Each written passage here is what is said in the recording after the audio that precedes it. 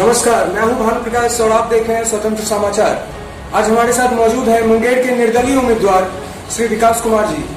आज हम इनसे करते हैं कुछ खास बातचीत। सर, आप एक सफल करियर काउंसलर रह चुके हैं। करीब आपने 50,000 से अधिक विद्यार्थियों का काउंसलिंग कर उन्हें एक नई दिशा दी है। तो आपका राजनीति में आने का क्या मतलब है? बहुत अच्छा सवाल है और आपके एक एक्सप्रेशन, एक शब्द को मैं छेड़ूंगा थोड़ा। सफल काउंसलर रह चुके हैं हूं और काउंसलिंग भी करता रहूंगा, पहली बात। और दूसरी बात ये कि ये एक छोटी सी घटना हुई। मैंने जीवन में कभी नहीं सोचा कि राजनीति में आना, पर अभी जब कोरोना का संकट चल रहा था तो हम लोगों ने देखा कि सरकार की उदासीनता है मिडिल क्लास को लेकर के। तो हम लोगों ने एक मुहिम फेसबुक पे चलाई, ट्विटर पे चलाई, मिडिल क्लास की बात।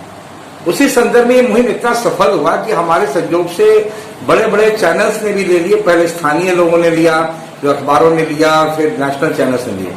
इसी में मेरा एक इंटरव्यू आया। आजाद सिपाही एक अखबार है रांची का, उनका यूट्यूब चैनल है। तो वहां से इंटरव्यू के लिए आया कि भाई आप इंटरव्यू दीजिए। हम इंटरव्यू में गए, समान तरीके से इंटरव्यू हुआ। इस इंटरव्यू को काफी लोगों ने सराहा। इसी में हमारे एक मित्र है मुकेश जी, मुंगेर के रहने वाले हैं, ननिहाल उनका मोहल्ली है और आईटीसी पिताजी कार्यरत है। उन्होंने कहा, विकास जी आप तो बड़ा अच्छा बात रखे, आप क्यों नहीं चुनाव लड़ते हैं? मैंने कहा, कैसी बातें करते हैं, मैं कहां से चुनाव लड़ पाऊंगा। बात आई गई होगी। फिर 2 दिन के बाद मेरे एक मित्र है सुजीत आनंद, बचपन के मित्र हैं, पूरब सराय में घर है उनका, अभी दिल्ली में रहते हैं। उनके भैया भागलपुर में है, सुनील भैया। सुनील भैया ने फोन किया, कहा विकास तुम विधायक का चुनाव लड़ो। मैंने कहा सोचते हैं भैया। फिर मैंने कहा कि भैया मुझे समय दीजिए, लोगों से बात करता हूं। तो हमने अपने जुड़े हुए जितने लोग थे उनसे हमने बात की कि भाई क्या विचार है। और जून के आसपास की बात थी। मैं सबसे कहा तो हमारे जो पिछले 15-20 वर्षों से जिन लोगों के साथ सहयोग रहा वैसे लोगों की बीच, तो उन्होंने कहा कि नहीं करना चाहिए हमें। ठीक। फिर हम लगभग 3 जुलाई को मुंगेर आए होंगे उस चीज के लिए अपने काम से। लगातार 1 महीना मंथन का दौर हुआ ये सोचने के लिए कि आखिर हम करेंगे क्या, कैसे कर सकते हैं। तो ये एक नेचुरल सीक्वेंस हुई। आपको बता दूं, आपने शब्द का राजनीतिक में आए हैं, हम सत्ता में भागीदारी के लिए आए हैं। एकमात्र उद्देश्य है सत्ता में भागीदारी। और क्यों, मैं आपको बता दूं, मैं मुंगेर का मैं रहूं। 1992 में मैं यहाँ टीचर्स ट्रेनिंग कोर्स मुंगेर विद्यालय में किया और मैं यहाँ से योगा साइकोलॉजी में MA किया, गोल्ड मेडल हुआ, लिस्ट रहा। मैं भागलपुर विश्वविद्यालय से MA साइकोलॉजी में किया, यूनिवर्सिटी सेकंड टॉपर रहा। लंबे समय तक मेरे BA पार्ट 1 में 91 मार्क्स थे साइकोलॉजी में। पता नहीं उनका रिकॉर्ड टूटा है कि नहीं टूटा, 15-20 साल नहीं टूटे। हम लोग यहाँ पे एक संस्था स्टार्ट की, बाल मित्र मंडल, और उसमें हम स्कूलों के पास जाते थे कि भाई आप योग सिखाइए। हम लोगों ने संस्था थी योग के द्वारा। जब स्कूलों में जाते थे तो लोग इसलिए पूछते थे कि ठीक है भाई ये मुंगेर आश्रम से आए हैं, स्वामी जी ने भेजा है, या मेरे पिताजी प्रोफेसर है DRS कॉलेज में, माँ मेरी महिला कॉलेज में, तो ये प्रोफेसर साहब का लड़का है। योग के लिए पूछ नहीं रही और उसकी उदासीनता रही। हम लोग काम करते रहे और बड़ा संगठन बाल मित्र बना।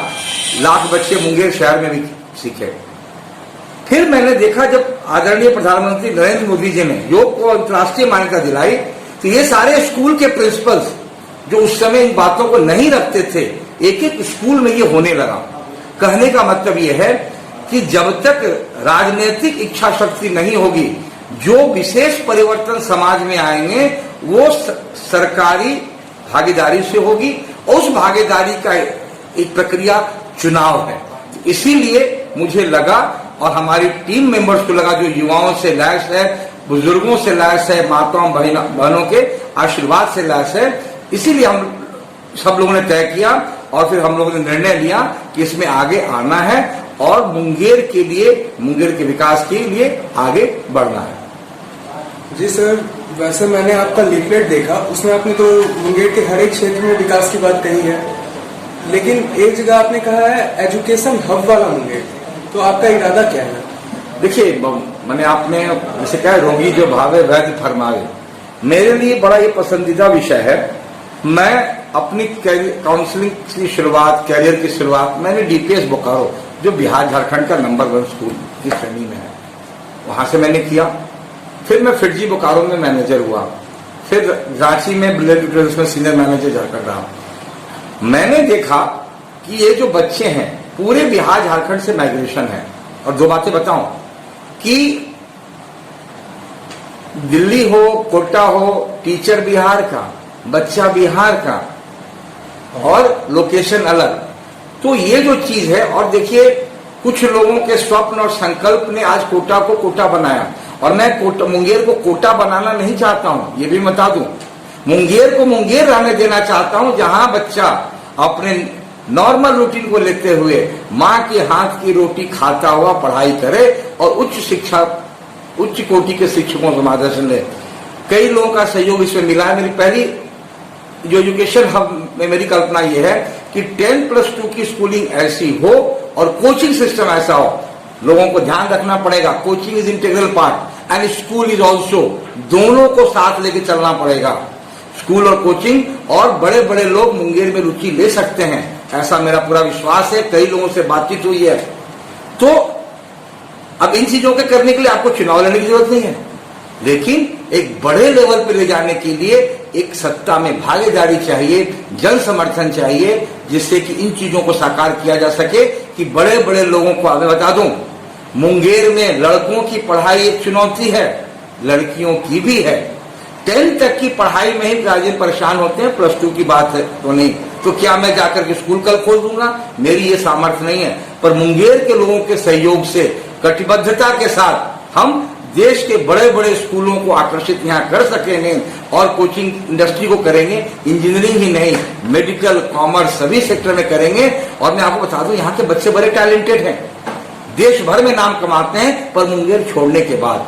तो मेरी ये संकल्प शक्ति का हिस्सा है और मेरी ये चुनाव आएंगे जाएंगे ये प्रतिबद्धता रही है। पहले भी अपने सीमित प्रयास से मैं यहाँ के संस्थानों से जुड़ के कुछ किया हूं, पर आगे और कटिबद्धता के साथ इस मुहिम को आगे जाना है कि 10वीं के बाद मुंगेर का बच्चा बाहर न जाए और यहीं पढ़ाई की व्यवस्था मुहैया हो। और फिर हायर एजुकेशन जो हमारे बस में नहीं, ग्रेजुएशन के बाद उसके लिए बच्चे जाएं, +2 तक बच्चे मैच्योर हो जाएंगे और यहीं से IIT मेडिकल का सपना पूरा हो। और सभी लोग जो प्रयास अभी कर रहे हैं मुंगेर में, उनके प्रयासों को ही प्रणाम करता हूं। अभी जो प्रयास हो रहे हैं पर्याप्त हैं, पर उसमें कई सारी जो चीजें हैं, अभी जो एक बड़े लेवल पे चीजें चली गई है। टीचर्स यहाँ के बहुत अच्छे हैं, एक से एक टीचर मुंगेर में है। एक सारी चीजों एक अलाइनमेंट में लाने की जरूरत है, सो दैट कि बच्चों का विश्वास और अभिभावकों का विश्वास हासिल किया सका। और मैं इस काम के लिए अपने को सबसे योग्य मानता हूँ, बाकी में मैं नहीं कहूंगा, क्योंकि पिछले 15 वर्ष से मैं इसी क्लास में हूँ, +2 से आगे बढ़ाई नहीं हूँ और +2 के बच्चों की मेंटरिंग कर रहा हूँ। और पिछले 15 वर्षों में लगभग 50,000 की आपने जो चर्चा की, हमने इंडिविजुअल काउंसलिंग, ग्रुप काउंसलिंग माध्यम की, डायरेक्टली मैं 4000 बच्चों से संपर्क भी रहा हूं। इसमें 400 बच्चे जो IIT गए होंगे, 3500 जो नहीं गए होंगे, दोनों के से मिला हूं। हर बच्चे को हो और IIT का क्या माहौल हो, जो IIT के लेवल में नहीं उनके लिए क्या हो, इस पे फोकस करना। और बच्चे, फिर रिपीट कर दूं, अभिभावक के साथ रह करके अच्छा करें, यही मेरी प्राथमिकता है। क्योंकि बता दूं, बोकारो हो या रांची, बाहर जब बच्चे जाते हैं, स्थानीय बच्चे अच्छा करते हैं, क्योंकि बच्चों की सफलता में माता पिता का बहुत रोल है। कहीं भेज देने से सिर्फ वो सफल नहीं होगा, अपने शहर में रह के बच्चे करें, यही मेरी कल्पना है। अगर आप चुनाव जीत जाते तो एजुकेशन हब के अलावा मुंगेर के लिए आपकी प्राथमिकता और क्या रहेगी? सबसे पहले मैं बता दूं, मैं इस प्रश्न का स्वागत करता हूं कि भाई आपको उम्मीद तो है कि अगर चुनाव जीत जाते, पूरी टीम जो है ये मान के चल रही है कि प्रयास है मुंगेर के लोग एक बदलाव को अवसर देंगे। और प्राथमिकता जो है, मैं बहुत क्लियर हूं, अभी कुछ अनुभव मेरे निजी रहे जो बाद में चर्चा करूंगा आपको। सबसे पहली चीज जो बहाल करना चाहूंगा, स्वास्थ्य व्यवस्था। स्वास्थ्य में क्या कर सकते हैं? क्या रातों रात हम बड़ा सा हॉस्पिटल ले आएंगे? ये नहीं, बड़ी कल्पना नहीं। यहाँ आज के डेट में मुंगेर शहर के लोगों को सुविधा नहीं है कि एम्बुलेंस आसानी से उपलब्ध हो कि जगह जा सकें। इन सिटी के लिए एम्बुलेंस व्यवस्था करना, जन भागीदारी से, NGO की भागीदारी से, सरकार की भागीदारी से ये सुनिश्चित करना कि जो बच्चे जिनके माता पिता मुंगेर में रहते हैं, वह बच्चा हमें संपर्क करे, हमारी टीम को संपर्क करे कि भाई आपके मेरे माता पिता की समस्या है और हम एम्बुलेंस और बाकी सुविधाओं को मिनिमम दे सके। पहले इन सिटी शहर में ही डॉक्टर के पास जाने की व्यवस्था को हम सुदृढ़ करना चाहते हैं। बड़ी छोटी बात कर रहा हूं। दूसरी, ऑनलाइन हॉस्पिटल ऑन व्हील्स। कई बार ऐसी ऐसी चीजें होती हैं कि आपको बहुत बाहर जाने की जरूरत नहीं पड़ती है, तो मुंगेर शहर में ही नहीं, बरियारपुर में पंचायत स्तर पे, मुंगेर के पंचायतों में इन सिटी एम्बुलेंस और हॉस्पिटल ऑन व्हील्स, ये मेरी कल्पना का हिस्सा है और मुंगेर के लोगों का जबरदस्त सहयोग मिल रहा है। सभी लोग चाहते हैं कि एक व्यक्ति को अधिकार मिले जिनके माध्यम से इनको करें। फिर तीसरे स्तर पे जो बड़ा आयोजन है, मैंने अनुभव किया, तब तक मुंगेर में स्वास्थ्य व्यवस्था नहीं सुधरेगी जब तक मेडिकल कॉलेज नहीं आएगा। और मुंगेर का दुर्भाग्य है कि जनप्रतिनिधि इन यहाँ की सारी अच्छी चीजों को मुंगेर से बाहर लेके चले गए। जनता के सहयोग से, मित्रों के सहयोग से, अभिभावकों के सहयोग से हर हाल में मुंगेर में मेडिकल कॉलेज स्थापित हो। इससे क्या होगा, डॉक्टर्स की संख्या बढ़ेगी, टेस्टिंग की सुविधा बढ़ेगी और 60 से 70% चीजों में हमें बाहर जाना नहीं पड़ेगा।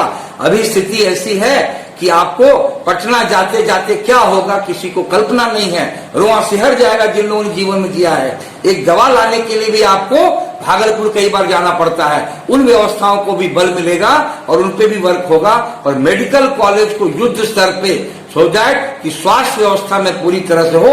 और इसके बाद दूसरी जो प्राथमिकताएं होंगी, मुंगेर को टूरिस्ट हब और ट्रेड हब में कन्वर्ट करना। क्या सुंदर शहर है, गंगा, मां चंडी, सीता कुंड, खड़गपुर झील, ये टूरिस्ट सर्किट अभी तक नहीं बना है और इसको डेवलप करने से, और मैं कह रहा हूं, हम ये नहीं कह रहे हैं कि क्या करेंगे, सिर्फ मुंगेर के लोग ही अपने जगह पे आकर के विजिट करेंगे ना, समय पे ऐसी व्यवस्था होगी और ये तो होके रहेगा मुंगेर में, तो यहाँ के बिजनेस को बूस्ट मिलती है, पर्यटन को बूस्ट मिलता है, यहाँ के लोगों के रोजगार में बूस्ट मिलता है और शहर को एक बड़ा आमदनी का स्रोत मिलता है। सर, कहते हैं मुंगेर की बंदूक फैक्ट्री बहुत पुरानी है, मगर सबसे ज्यादा गैर कानूनी हथियार भी यहीं बनाए जाते हैं। तो क्या लगता है आपके आने के बाद क्या इस फैक्ट्री का आधुनिकीकरण कर ऐसे कारीगरों को रोजगार दिया जाएगा जो ऐसा काम करते हैं? ये गंभीर विषय है। पूरी जो प्रकरण है इस पर हम लोग अध्ययन कर रहे हैं कि क्या चीज है कानूनी गैर कानूनी, इस पर अध्ययन कर रहे हैं। एक बात मैं कहूंगा कि जो एक चुने हुए प्रतिनिधि के सामर्थ्य में होगा वो कार्य 100% होगा कि चीजों को बढ़ावा मिले, लोग आगे जाएं। बाकी इनकी जो बारीकियों को मैं समझने का प्रयास कर रहा हूं और रोजगार संबंधित जिस कार्य को करने से बढ़ावा मिलेगा वो 100% करेंगे। सर, आपने निर्दलीय ही चुनाव लड़ने का क्यों सोचा? आपने किसी पार्टी से बातचीत की थी? देखिए, बातचीत तो हमने नहीं की और निर्दलीय भी एक स्वाभाविक अवस्था है। लोगों का विचार आया, हमारे शुभचिंतकों का, मुंगेर की जो हित चाहते हैं उन्हें लगा कि एक ऐसा व्यक्ति हो कि जो मुंगेर के बारे में सोचे, तो ये स्वाभाविक कोर्स हुआ कि हम लोग एक निर्दलीय प्लेटफॉर्म पे करें, क्योंकि पार्टी की अपनी सीमाएं होती हैं और समय के साथ पार्टी की अपनी लाइन होती है। आप देखेंगे कोटा में बच्चे फंसे हुए थे, पर चूंकि मुख्यमंत्री जिस पार्टी के हैं, मुख्यमंत्री को सपोर्ट करने वाली जो पार्टी है, उसके कोई बड़े नेता बिहार में आवाज नहीं उठा पा रहे थे। क्यों? क्योंकि आपका पार्टी का गाइडलाइन है कि कोटा में बच्चा है तो है, हमें क्या फर्क पड़ता है। मजदूर फंसे हुए हैं तो भी आवाज नहीं उठ रही क्योंकि एक पार्टी के आप समर्थक हैं। तो अब क्या है, बहुत बड़ी बात तो नहीं कर सकते हैं, अपने हितों में आवाज उठाने की क्षमता हासिल तभी होगी जब एक इंडिपेंडेंट प्लेटफॉर्म से होंगे और बाकी संभावनाएं जो होती हैं सहयोग लेने की, उन सहयोग के माध्यम से आप आगे बढ़ते हैं। जी सर, आप आज तो निर्दलीय चुनाव लड़ रहे हैं, भविष्य में अगर आपको कभी मौका मिला किसी राजनीतिक पार्टी में जाने का, तो आप किस विचारधारा की पार्टी से जुड़ना चाहेंगे? देखिए, दो ही विचारधारा है। विचारधारा है राष्ट्रीयता की, राष्ट्रीयता जो सामाजिक और आर्थिक न्याय देने वाली हो और रोजगार देने वाली हो, और इस विचारधारा के साथ साथ पार्टी में जाना न आना ये समय तय करता है, पर जिस चीज से मुंगेर में डेवलपमेंट होगा वो कार्य करूंगा। वो कोई भी पार्टी हो जो मुंगेर का विकास सोचेगी उस पे हम लोग बात के लिए ओपन रहेंगे अगर संभावनाएं होती हैं। अभी तो कोई संभावना नहीं है, क्वेश्चन ही नहीं है। बात इतनी सी है कि जीतने के बाद मुंगेर की जिनके सपने में मुंगेर होगा, और क्या आपको लगता है जो पार्टी 15 साल शासन किया है और गड्ढे पटना में हैं, जो पटना नहीं संवार सके वो मुंगेर क्या संवारेंगे? जहां पे अस्पताल के सामने मैं अभी और एक कारण से था, जो चप्पल आप पहन के जो लोग घूमते होंगे वो चप्पल पानी में तरबतर हो गया है, और एक व्यक्ति को 3 दिन के अंदर चप्पल बदलना पड़ेगा अगर उसे हॉस्पिटल जाना पड़ रहा है अच्छे से अच्छे जगह पटना में। तो जो लोग पटना में बैठ करके पटना की सड़कों पे वो ठीक नहीं कर सके, वो क्या मुंगेर के गड्ढे भरेंगे? ऐसी कोई संभावना नहीं है, और ऐसे किसी भ्रम में किसी को रहना नहीं चाहिए। मेरा इतना ही कहना है, और इस विषय पर है ये समय आने के साथ तय होगा। एकमात्र विकल्प है, एकमात्र लक्ष्य है जो मुंगेर के लिए होगा, हम लोग उनके लिए होंगे। जी सर, वैसे आपके लिए युवाओं ने एक अभियान शुरू किया था, मुंगेर मांगे विकास, तो आप हमारे स्वतंत्र समाचार के YouTube चैनल से युवाओं के लिए कुछ संदेश देना चाहेंगे? बिल्कुल देना चाहेंगे। युवाओं को सबसे पहले आंख खोल करके सोचना होगा कि आप क्या चाहते हैं, पार्टीगत लाइन या अपना हित लाइन। पहली बात कहूंगा युवा साथियों, स्वार्थी बनिए, आपकी उंगलियों में बड़ी ताकत है। और एक पंक्ति आपके लिए कहूंगा, कहते हैं सितारे की चमन बदला है, हंसते हैं गुल की चमन बदला है, शमशान की खामोशी मगर कहती है लाश वही सिर्फ कफन बदल रहा है। आप सिर्फ कफन बदल रहे हैं, इसलिए आप वोट देंगे कि पिछली बार आपने वोट दिया किसी को, आपने पूछा, आप पूछिए कि आपके विधायक ने, आपके जनप्रतिनिधि ने 5 साल में क्या किया, और मुंगेर के लिए विजन क्या है, क्या कर सकते हैं। और अगर आपको लगता है कि मुख्यमंत्री चुनने, आपकी उंगलियों में बड़ी ताकत है, हमें भी फक्र होता है कि इन उंगलियों से हम प्रधानमंत्री चुनते हैं, इन उंगलियों से हम मुख्यमंत्री चुनते हैं, पर बार बार आपने उंगलियों का उपयोग उसी के लिए किया, पर इससे क्या मुंगेर का डेवलपमेंट हुआ? क्या किसी ने मुंगेर की बात कही? पूरे प्रकरण में पिछले दिनों से 4.5 साल, पौने 5 साल कोई फोकस नहीं, और अभी लगता है कि सारे करोड़ इतने मिल जाएंगे कि फिर जीवन भर जरूरत नहीं पड़ेगी। मैं युवाओं को ये कहना चाहता हूं, ये सवाल आज पूछने होंगे, और उस व्यक्ति का चुनाव कीजिए जो आपकी बात करे। आर्थिक न्याय का समय है, सामाजिक न्याय मिल रहा है और भी जरूरत है, और रोजगार पे बात ना करें, रोजगार पे बात करने वाला राष्ट्रद्रोही घोषित हो जाए। और हर व्यक्ति, हर पॉलिटिकल पार्टी कुछ ना कुछ अच्छा करती है, मेरा स्पष्ट मत है। हर राजनीतिक पार्टी अपनी इच्छा शक्ति से अच्छे कार्य करती है, तभी वो जीतती है, पर इसका मतलब नहीं है हर चीज को आंख मूंद के समर्थन करें। आज अगर कोई कहे कि भाई बिहार में हाईवे नहीं बने, तो सत्य को झुटलाया नहीं जा सकता है, बने हाईवे, बिहार में अच्छे हाईवे बने हैं, इसका क्रेडिट जिनको मिलता है मिलना चाहिए। लेकिन क्या रोड बने पटना के? फिर मैं कहूंगा जो पटना ना संवार पाए वो मुंगेर क्या संवारेंगे? तीसरी बात मैं कहूंगा कि आप अपने बच्चों का भविष्य देखिए कि क्या आज तक पिछले 30 वर्षों में लोगों ने कोई प्रयास किया कि यहां पे डेवलप कर सकें। और ऐसे उदाहरण हमारे देश भर में हैं कि कई चुने हुए प्रतिनिधि, बिहार और झारखंड में कई ऐसे चुने हुए प्रतिनिधि हैं विभिन्न पार्टियों के, जिन्होंने अपने नैतिक बल से, समाज के सहयोग से, अपने प्रयास से अपने शहर को अच्छा बनाया। आपके शहर का नवोदय कहीं और चला गया, आपके शहर की सारी चीजें कहीं और चला गया, और आप कुछ नहीं कर सके।